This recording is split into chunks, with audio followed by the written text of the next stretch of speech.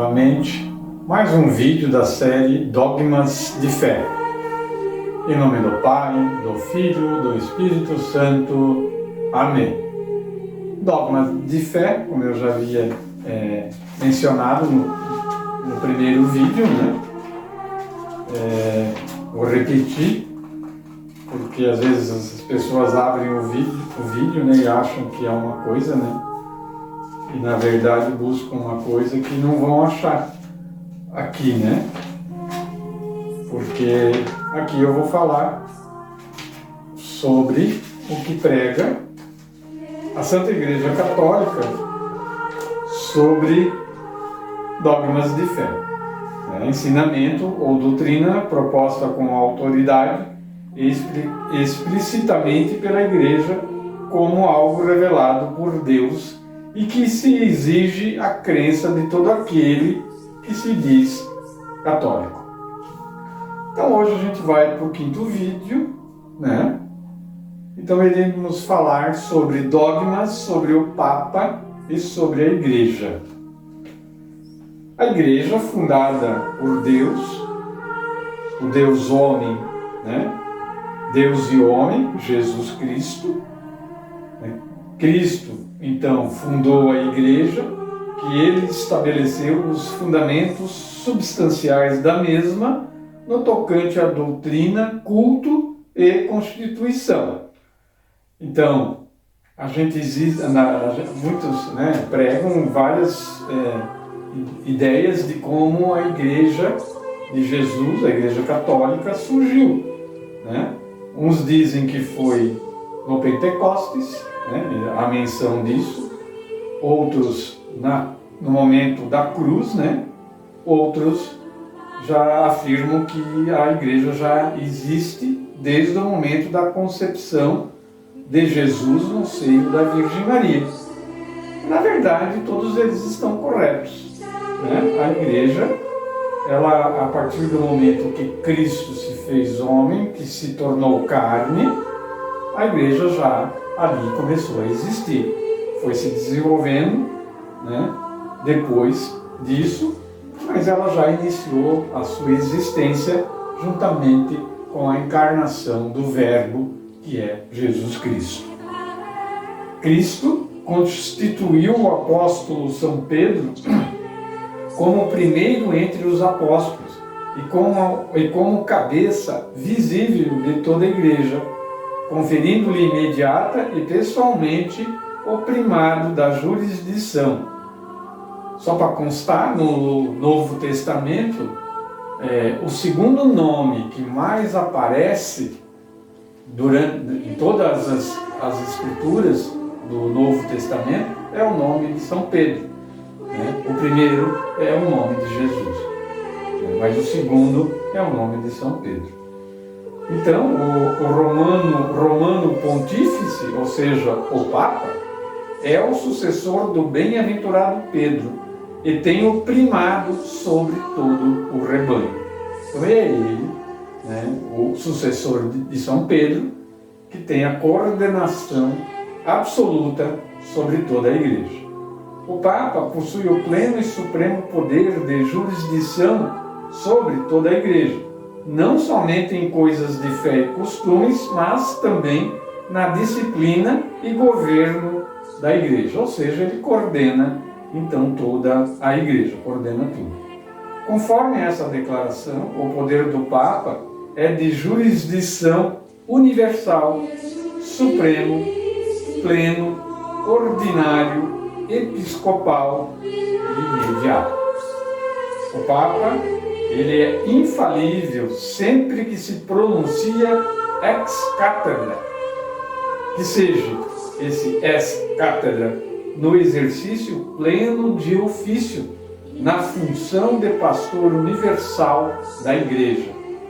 Para compreender esse dogma, convém ter na lembrança: sujeito da infalidade papal é todo Papa legítimo em sua qualidade de sucessor de Pedro e não outras pessoas ou organismos.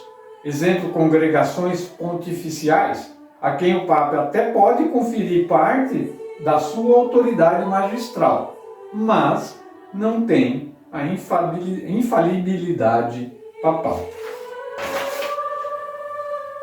Então, quando o Papa declara uma verdade em conciliação com aquilo que a Igreja sempre seguiu, é que se corresponde à infalibilidade papal. No momento que o Papa declara algo dentro declarando ser uma verdade dentro daquilo que a Igreja sempre pregou, desde o seu início. Lembrando que no início a Igreja dos primeiros cristãos, dos primeiros católicos, ela iniciou na base da tradição, que quer dizer o quê? De passar de um para o outro o Evangelho, os apóstolos mesmos, eles passavam o Evangelho de voz, falando ele, não era ainda escrito, só depois, um pouquinho para frente, que começou a se escrever os Evangelhos. Primeiro foi Mateus. Então, o objeto da infalibilidade são as verdades da fé e costumes reveladas, ou em íntima conexão com a revelação divina. O exercício do Espírito Santo dentro da Igreja. A condição da infalibilidade é que o Papa pronuncia ex cátedra e só quando pronuncia ex cátedra. Que fale como pastor e mestre de todos os fiéis, fazendo uso da sua suprema autoridade. Que tenha também a intenção de definir alguma doutrina de fé ou costume para que seja acreditada por todos os fiéis. As encíclicas pontificais não são definições ex cátedra, mas também não podem estar em contradição com o magistério ordinário universal. Como eu disse, o que sempre foi pregado desde os apóstolos.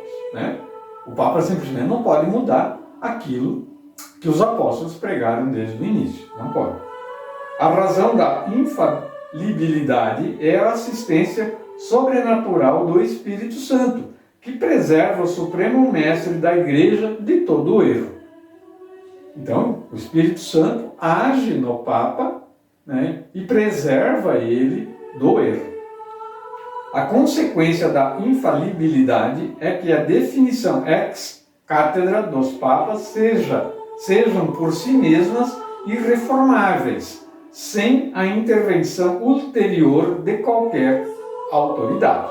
Vale dizer que, inevitavelmente, tudo que os papas, desde o primeiro, que era Pedro, até os dias de hoje, tudo que eles declararam como fé na Igreja não pode ser mudado. A Igreja, falando da Igreja, dogma da Igreja, a Igreja ela é infalível quando faz definição em matéria de fé e costumes, ação do Espírito Santo na Igreja. Estão sujeitos à infalibilidade. O Papa, quando fala ex cátedra, ou episcopado pleno com o Papa, que é a cabeça do episcopado, é infalível quando reunido em concílio ecumênico. Não é? Aí esse ecumênico aqui não quer dizer que é um concílio onde todas as outras fés podem participar, outras religiões. Não, é um ecumênico quando se diz dos episcopados da Igreja Católica. Quando disperso pelo rebanho da terra. Ensina e promove uma verdade de fé ou de costumes que sempre foi ensinada pela Igreja, como eu já falei, como eu já falei antes. Então é isso, dogmas do Papa e da Igreja, uma coisa ligada à outra. Então muitas vezes a gente escuta pessoas falarem, esse Papa que está aí não sabe nada, não vou seguir o que ele fala, porque esse Papa é comunista, esse Papa não sei o quê. Gente, quando nós nos dizemos católicos, nós temos que respeitar, seguir os dogmas que a Igreja prega. Então, de forma alguma, podemos criticar ao Papa, né? A princípio, ele tem a infalibilidade da Igreja. Então, por hoje é isso, né? Esperem, né? Em breve, no outro final de semana, estaremos aí com o 6º vídeo de Dogmas de Fé da Santa Igreja Católica. Em nome do Pai, do Filho e do Espírito Santo. Amém.